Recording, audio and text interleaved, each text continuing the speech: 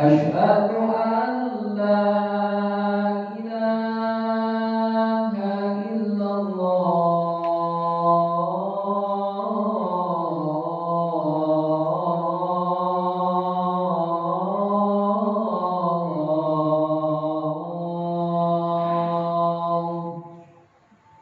Asyhadu anna Muhammadar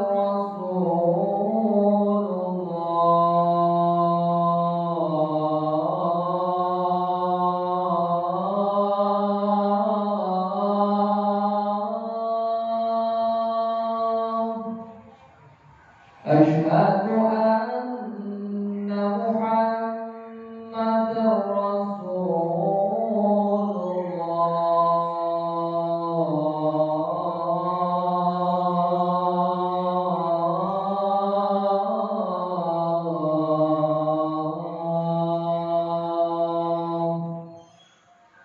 Hayya 'alas shalah. Hayya 'alas shalah.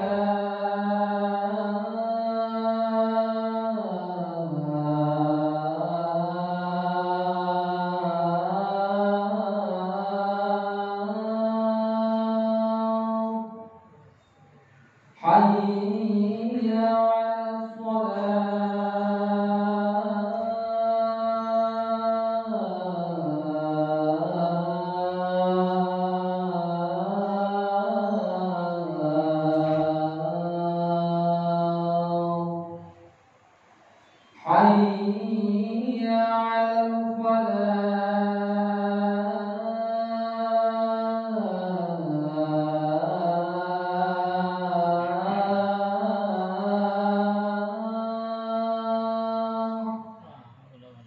Hayya 'alal falah.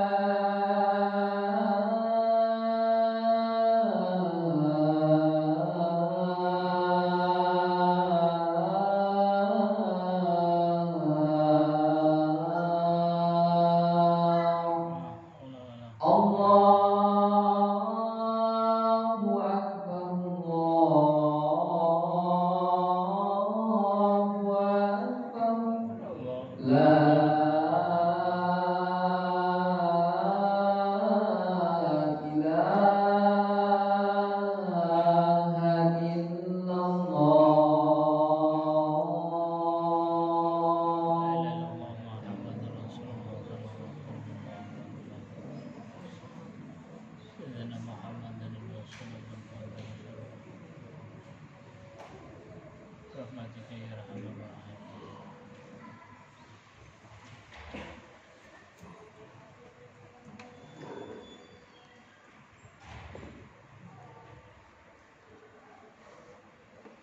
Bismillah, innal hamdalillah nahmaduhu wa nasta'inuhu wa nastaghfiruh wa na'udzu billahi min shururi anfusina wa sayyiati a'malina may yahdihillahu fala mudilla lahu wa may yudlil fala hadiya lahu.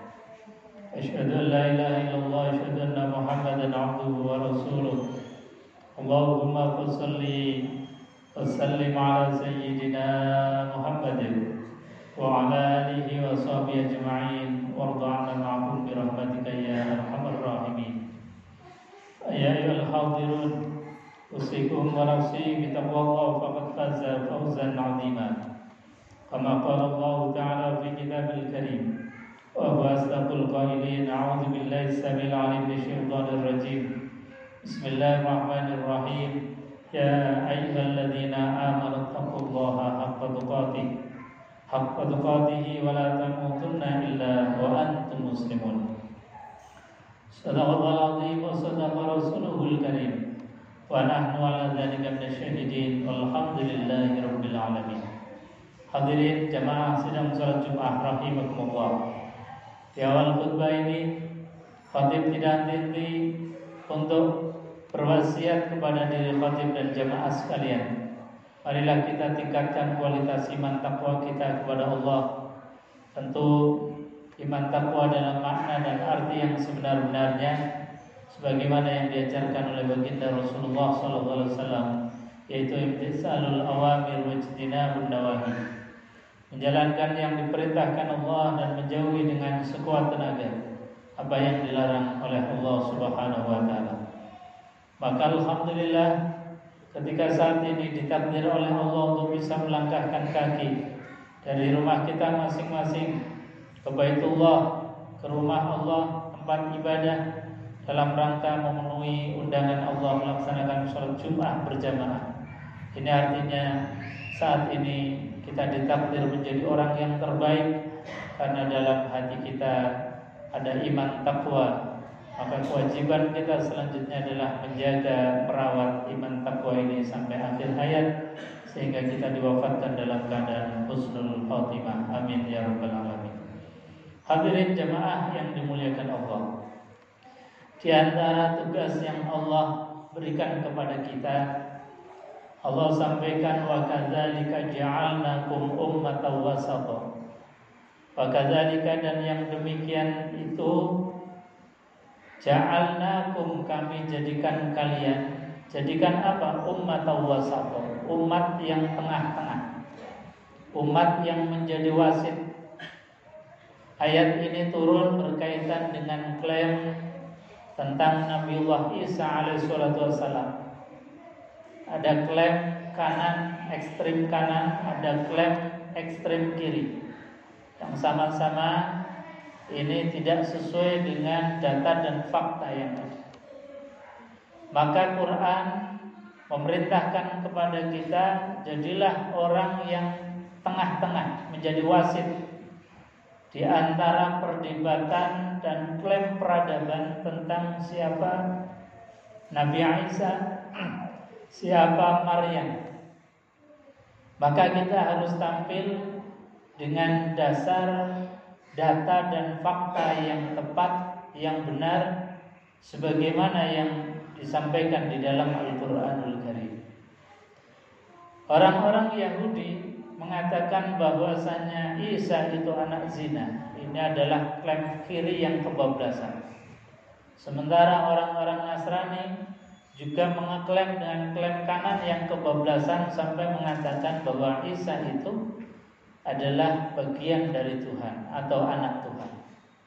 Maka kita hadir untuk menjelaskan duduk perkaranya sebagaimana yang disampaikan oleh Nabiullah Isa itu sendiri di dalam surat Maryam.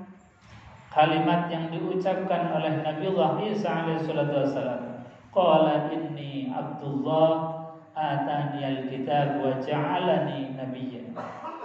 Nabiullah Isa mengatakan, qala inni abdullah, sesungguhnya aku ini hamba Allah. Hamba itu artinya yang tercipta, yang dicipta, dan sama sekali seorang hamba tidak layak disematkan dengan sifat-sifat ketuhanan. Meskipun Nabiullah Isa dan juga ibundanya itu seorang yang sangat priayi, luar biasa, seorang yang dihormati, yang mulia. Bahkan kalau di dalam Islam kemuliaan mereka berdua itu sangat-sangat luar biasa. Maryam namanya diabadikan di dalam Al-Quranul Karim. Bahkan kakek neneknya Nabiullah Isa, yaitu Imran, itu juga orang yang mulia. Bahkan namanya pun diabadikan di dalam Al-Quran menjadi nama salah satu surat di dalam Al-Quran, yaitu surat Ali Imran. Bahkan menjadi manusia pilihan, disejajarkan dengan para nabi, para rasul. Dalam satu ayat ditegaskan, disebutkan oleh Allah, innallaha astafa Adama wa Nuhan wa ala Ibrahim wa ala Imrana 'alal alamin. Innallaha astafa, sesungguhnya Allah telah memilih Adam, Nabiullah Adam, wa Nuhan, dan Nabiullah Nuh, wa ala Ibrahim, dan keluarganya Ibrahim. Kalau yang ketiga ini dari Adam, Nuh, dan keluarganya Ibrahim, Barangkali kita akan mengatakan lumrah dan wajar mereka menjadi manusia-manusia pilihan Allah karena beliau-beliau itu seorang nabi, seorang rasul. Tapi ini ada yang bukan dari kalangan nabi, bukan dari kalangan rasul, tapi menjadi pilihan Allah. Bahkan dicatat dalam tinta emas Al-Quran, Ala Imran alal alamin, yaitu keluarganya Imran. Bukan hanya Imran, tapi Ala Imran, keluarganya Imran. Maka pertanyaannya, kenapa keluarga Imran ini menjadi pilihan Allah? Di antara sebabnya adalah diterangkan di dalam ayat berikutnya, "Idz qalat imra'atu Imran rabbi inni nazartu laka ma fi batni muharraran fataqabbal minni." Ketika istri Imran itu sedang dalam keadaan hamil mengandung, itu bernazar. Bernazar itu di atas cita-cita. Kalau cita-cita, keinginan gak kelakon, gak terlaksana, gak apa-apa. Tapi kalau sudah nazar kok gak terlaksana, itu ada kafaratnya. Ini nazar. Apa nazarnya? Inni nazartu laka ma fi batni, ya Allah, saya bernazar jabang bayi yang masih ada dalam perutku ini muharraran, jadikanlah muharrir. Apa itu muharrir? Kata Ibnu Katsir di dalam kitab tafsirnya, muharrir adalah li khidmati baitikal muqaddas, orang yang khidmah mengabdi di tempat suci, di tempat ibadah. Makanya ketika istri Imran itu melahirkan dan ternyata yang dilahirkan adalah seorang perempuan, sempat kecewa. Karena apa? Biasanya yang khidmah ke masjid, ke tempat ibadah itu seorang laki-laki. Kok ini lahir perempuan? Tapi karena sudah kadung dinazarkan, maka sejak kecil kemudian dikasih nama Maryam. Dititipkan kepada pamannya, yaitu Nabi Zakaria. Sejak dititipkan di Baitul Maqdis, di Bethlehem, tidak pernah pamannya ini memberikan makanan. Kenapa? Izdakhala 'alaiha Zakaria al-mihrab wa wajada 'indaha rizqa. Setiap kali Nabi Zakaria yang rumat Maryam ini masuk ke dalam kamarnya, itu makanan sudah tersedia semuanya. Buah-buahan semua lengkap ada. Dari Allah Subhanahu wa ta'ala langsung. Nah, ini yang kemudian sering disalahpahami oleh pengikutnya, karena memang Maryam gak pernah bekerja, bahkan pamannya yang rumat pun gak pernah memberikan makan, karena setiap kali masuk ke dalam kamarnya Maryam, dakhala Zakaria dakhala 'alaiha Zakaria al-mihrab wajada 'indaha rizqa. Makanan sudah disiapkan oleh Allah Subhanahu wa ta'ala. Makanya Maryam dan juga anaknya Nabiullah Isa itu makannya tidak pernah terekspos oleh publik, sehingga kadang-kadang orang itu salah paham sampai tadi ada klaim kanan yang kebablasan yang mengatakan bahwa Maryam dan Isa adalah ibnullah atau anaknya Allah. Ini kita sebagai kaum muslimin yang diberikan oleh Allah sebuah pemahaman, meluruskan data dan fakta sejarah. Makanya Allah di dalam menggugurkan klaim ketuhanan tentang Isa, maka Allah hanya mengatakan kana yakulani ta'am. Kana adalah Maryam dan anaknya yaitu Isa, yakulani ta'am, mereka masih membutuhkan makanan. Masih butuh makan, butuh minum.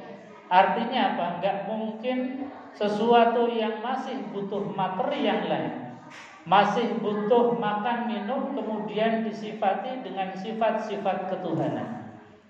Rasanya enggak elok, rasanya enggak pas kalau ada makhluk yang masih memerlukan materi yang lain, masih membutuhkan makan dan minum, kemudian dianggap atau disejajarkan dengan sifat-sifat ilahiyah.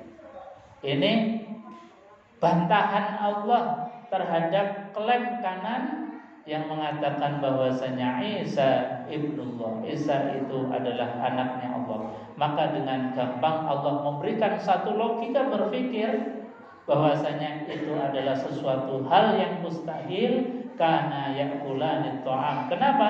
Karena Maryam dan putranya masih membutuhkan makanan, membutuhkan materi yang lain. Gak mungkin kemudian Tuhan itu membutuhkan makhluknya atau membutuhkan materi yang lain. Hadirin jamaah yang dimuliakan Allah Subhanahu wa taala. Karenanya ketika baginda Nabiullah Muhammad sallallahu alaihi wasallam diangkat menjadi nabi dan rasul, beliau seringkali memperlihatkan sifat-sifat basyariahnya supaya tidak dianggap kebablasan oleh umatnya. Nabi kalau makan itu seringkali barengan dengan sahabat, enggak ngumpet-ngumpet, enggak priayi seperti Nabiullah Isa. Karena apa?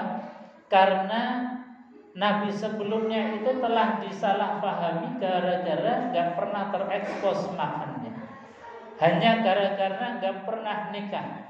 Kemudian ketika Nabiullah Muhammad SAW diangkat menjadi Nabi dan Rasul, itu seringkali yang ditampakkan adalah sifat-sifat basyariahnya, sifat-sifat kamanusiaan, yaitu beliau nikah, beliau berkeluarga, beliau makan, beliau minum, bahkan makan minum beliau terekspos.